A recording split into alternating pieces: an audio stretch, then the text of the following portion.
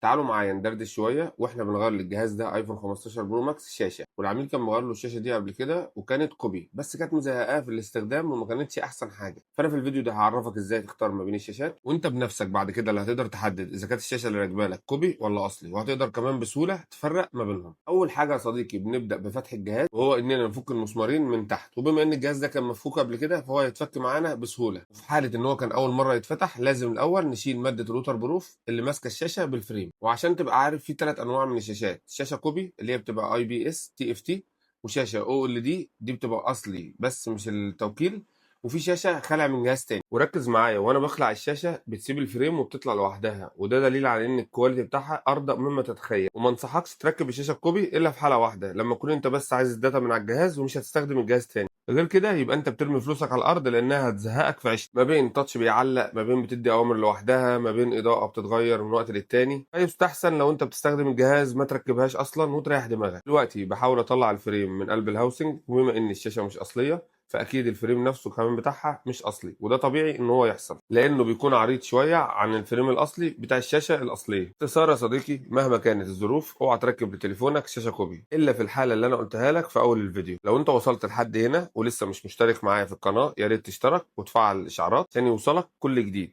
لازم تبقى عارف ان انا بحبك، وعشان كده بتعب في المعلومات وبحاول اسهل عليك الدنيا. لو حصل معاك نفس الموقف تعرف تتعامل ازاي. ودلوقتي انا فتحت الجهاز وده شكله من جوه، ونبدا بقى نفك المسامير بتاعه الصاجه اللي رابطه فوق سوكت الشاشه. ودلوقتي هجيب لك ثلاث شاشات عشان انت بنفسك تشوف الفرق ما بينهم، وتعرف انت بنفسك بعد كده تقدر تختار ما بين الشاشه الاصلي والشاشه الكوبي والشاشه الاو ال دي اللي هي اصليه برضه بس مش توكيل.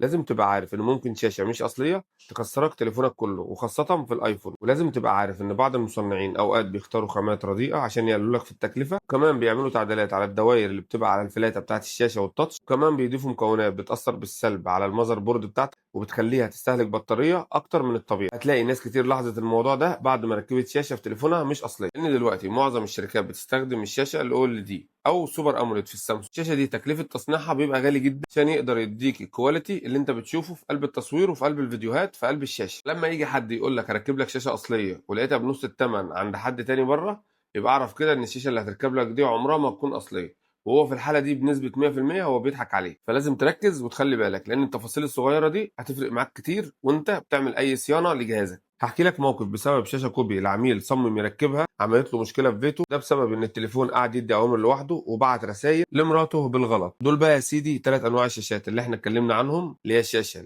اصل التوكيل، والشاشه الاو ال دي الاصلي بس مش توكيل، والشاشه الكوبي اللي هي الاي بي اس تي اف تي. ولو ركزت في الثلاث شاشات انت بنفسك هتقدر تطلع الفرق ما بينهم. بص كده على الشاشه اللي على الشمال وشوف حجم الفلاته مقارنه بالشاشتين التانيين، هتلاقيها عريضه شويه، وده عشان زي ما قلت لك التعديلات اللي بيعملوها عشان يقللوا في سعر الشاشه. ودي بقى الشاشه الاو ال دي بس مش الاصليه التوكيل، ودي الشاشه الاصليه التوكيل. بص بقى دي فرقه ما بينهم بنسبه كبيره، بس طبعا الشاشه اللي هي الاو ال دي مش وحشه، كويسه جدا وبتشتغل معاك كويس، وتقريبا بتديك نفس الاداء بتاع الاصلي، وبنسبه كبيره ما بيكونش فيها خالص اي مشاكل، وكمان بيبقى معاها ضمان من الشركه المصنعه. اما بقى بالنسبه للكوبي ما تشتريهاش لو ببلاش، ولازم واحنا بنبدل الشاشه بننقل فلاتة السنسور وهي بتتنقل لازم نكون مركزين، لان لو اتنقلت وجه عليها تراب او عفره هتعمل لك مشاكل كبيره في الجهاز، تضطر انك تفتحه تاني والسنسور بنسبه كبيره هيعلق معاك ومش هيشتغل اصلا. دلوقتي بقى جه مرحله اللي احنا نجرب الشاشه الجديده قبل ما نقفلها، ولازم نتاكد من التاتش ونتاكد من الوان الشاشه ونتاكد من كل حاجه قبل ما نقفلها، ودي مرحله مهمه قبل ما نقفل الجهاز. ملحوظه صغيره: جهازك طالما اتفتح لاي سبب من الاسباب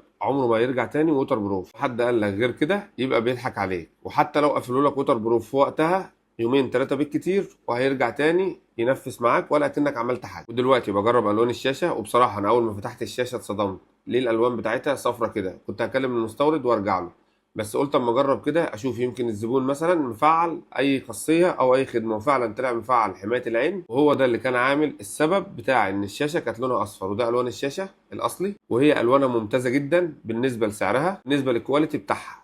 وبعدين نجرب التاتش، وكنت شارح انا الطريقه ازاي تجرب التاتش بتاع تليفونك، راجع الفيديوهات عندي على القناه هتلاقيه.